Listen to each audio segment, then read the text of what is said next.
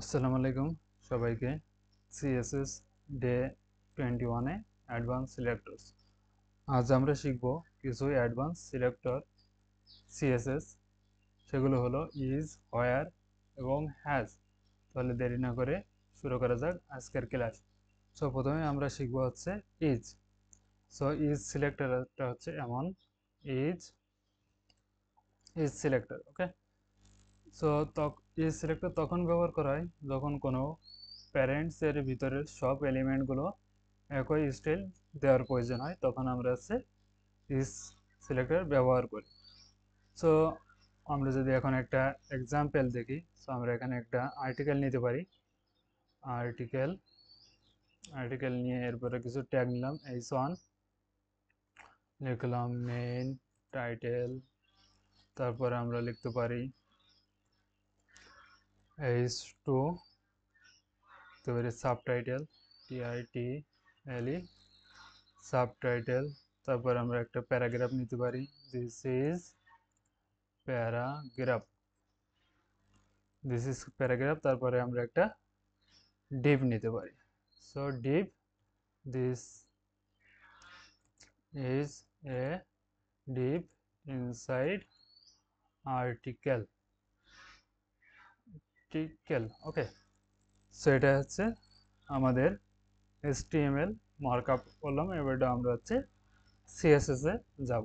So CSS এ গিয়ে আমরা এখানে লিখতে পারি আর্টিকেল ডট, যদি ইজ হয় থাকে, কি থাকে, H1, H2 এবং H3, এবং আমরা দিয়ে দেবো। তাহলে কি করো, তাহলে কালার করে দাও ডার্ক ব্লু। সো আমাদের ডার্ক ব্লু হয়ে যাবে, ঠিক আছে।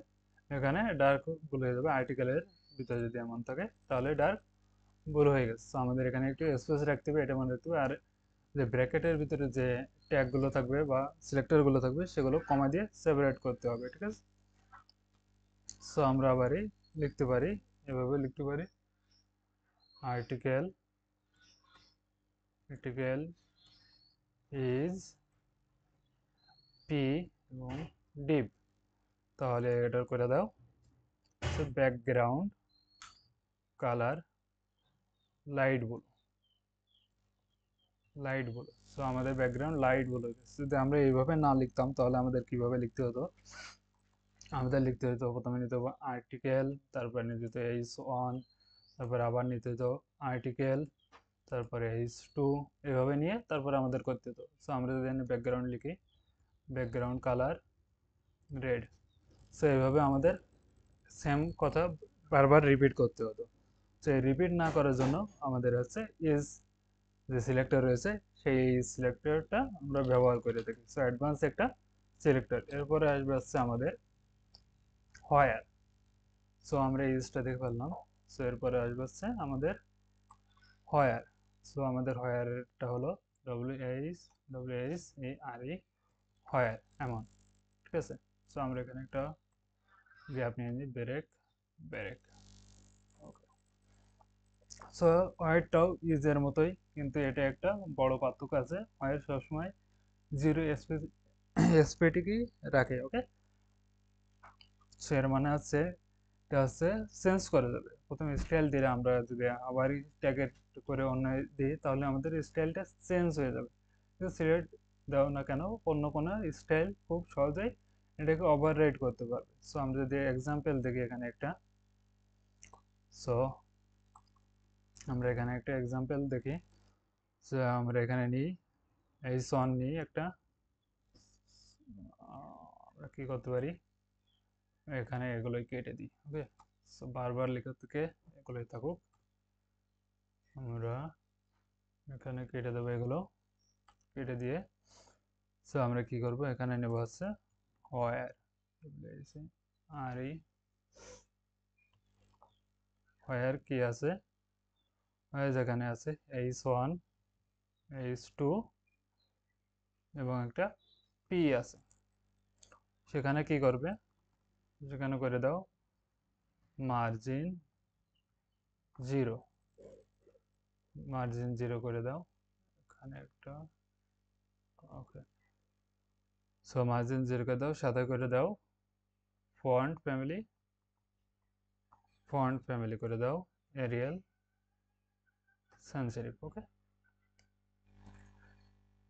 ঠিক আছে, আমাদের এখানে স্টাইল চেঞ্জ হয়ে গেছে, কিন্তু আমরা যেটা বলছিলাম এটার যে ডিফারেন্স সেটা হচ্ছে আমরা যদি এখানে পিটা নিয়ে পিটা আবার কোনো ট্যাগ দিই, যেমন আমরা এখানে মার্জিন দিই, মার্জিন আমরা 0 করে দিয়েছিলাম, এখানে আমরা মার্জিন বাড়িয়ে দেবো 20 পিক্সেল, তার মানে আমরা এখানে মার্জিন চলে এসেছে। সো আমাদের এখানে স্টাইলটা চেঞ্জ হবে, আর আমাদের ইজ যেটা ব্যবহার করেছিলাম সেটা কিন্তু স্টাইলটা পরবর্তীতে চেঞ্জ হবে না।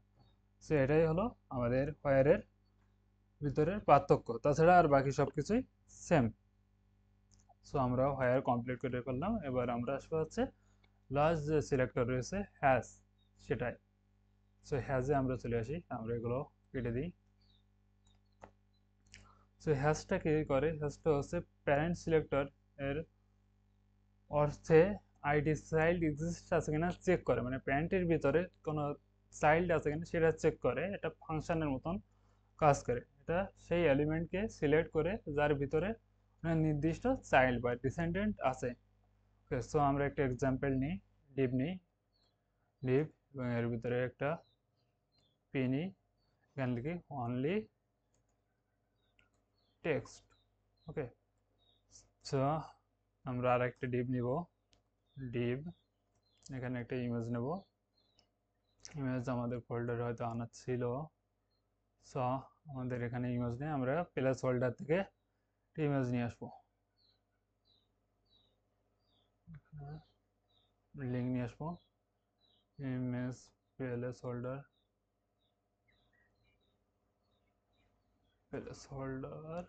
চলে আসো, চলে এসেছে। আমরা এখানে নেব হচ্ছে কোনটা, ছোটো একটা নেব 600 নেব, এটা করে আমাদের ইমেজ সোর্সের ভিতরে দিয়ে দেবো, ওকে। চলে এসেছে। সো আমরা এখানে কি করব, আমরা এখানে হাইট উইডথ কমাই দেবো। সো এখানে করে দেবো 300/200 করে দেবো, ঠিক আছে, ওকে। সো আমরা এখানে একটা পি ট্যাগ নেব, লিখবো আছে ইমেজ হেয়ার, ওকে।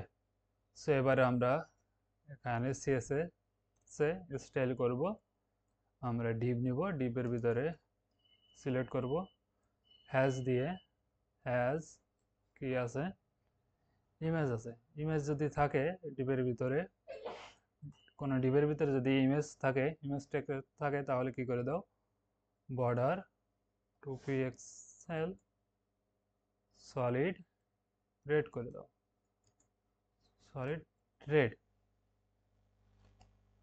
ওকে। আর সাথে কি করবা, তো প্যাডিং 10 পিক্সেল করে দাও, ওকে। সো আমাদের এখানে চলে এসেছে। সো আমাদের দ্বিতীয়টাই, আমরা এখানে যদি একটা লাইন দিই তাহলে বুঝতে ভালো হবে, এইচ আর লাইন হলো, ওকে। সো উপরে এটা আছে, এটা অনলি টেক্সট আছে আমাদের প্রথম ডিপটা। সো ওখানে আমাদের কোনো ইমেজ নাই, এজন্য ওখানে কোনো স্টাইল চেঞ্জ হয় না, কিন্তু আমরা যদি ওখানে একটা ইমেজ অ্যাড করে দিই তাহলে কি হবে, ইমেজটা কপি করে আমরা এখানে অ্যাড করে দেবো ইমেজ, সেখানে অ্যাড করার সাথে সাথে আমাদের প্রথমটাও বর্ডারে অ্যাড হয়ে গেছে।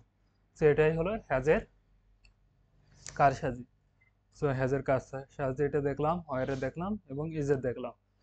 সো এগুলোই হচ্ছে আমাদের অ্যাডভান্স সিলেক্টর সিএসএস এ, এগুলো খুবই উপকার আসবে আমরা যখন বড় বড় প্রজেক্ট করবো, অনেক প্রজেক্টে অনেক ট্যাগ থাকবে, মার্কআপ থাকবে, তখন ভিতরে আমাদের খুঁজে খুঁজে সিলেক্ট একটার সাথে কানেক্ট করে খুঁজতে হবে না, আমরা যে প্যারেন্টের সিলেক্ট করে বলে দেবো এর ভিতরে এটা আছে কিনা, যদি থাকে তাহলে এর স্টাইল এভাবে চেঞ্জ করে দেবো। সো এটাই ছিল আমাদের আজ ভিডিওর এ পর্যন্ত, ভালো লাগলে অবশ্যই কমেন্ট করবেন, ধন্যবাদ।